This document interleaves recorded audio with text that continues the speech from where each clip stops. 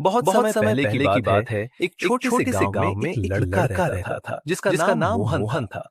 वह वह बहुत बहुत ईमानदार ईमानदार और और मेहनती मेहनती था। था। मोहन के मोहन के पास एक पास एक छोटी सी, वह रोज अपनी गाय को चराने जंगल ले जाता और अपने काम में व्यस्त रहता।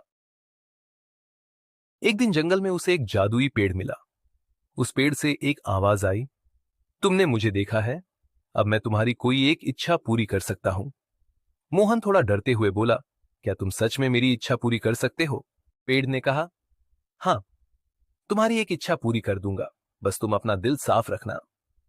मोहन ने सोचा और फिर कहा, मैं चाहता हूं कि मेरे पास ढेर सारी गायें हों ताकि मैं अपनी जिंदगी। पेड़ ने कहा, तुम्हारी इच्छा पूरी होगी, लेकिन याद रखना, कभी किसी को धोखा मत दो।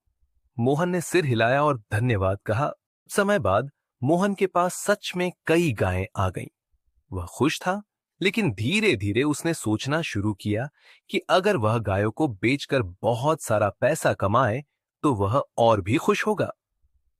एक दिन उसने फैसला किया कि वह अपने गांव के एक व्यापारी के पास गया और अपनी गाय को बेचने के लिए तैयार हो गया। व्यापारी ने गाय का मूल्य तय किया और फिर मोहन ने उसे बेच दिया।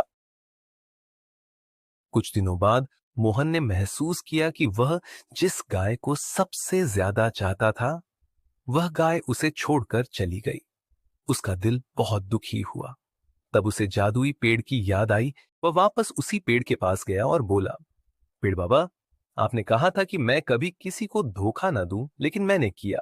अब मुझे पछतावा हो रहा। ने कहा, जो तुमने किया उसका परिणाम तुम्हें भुगतना पड़ा। याद रखना, किसी को धोखा देना या छल करना। मोहन को समझ में आ गया और उसने कसम खाई कि वह अब किसी को धोखा नहीं देगा।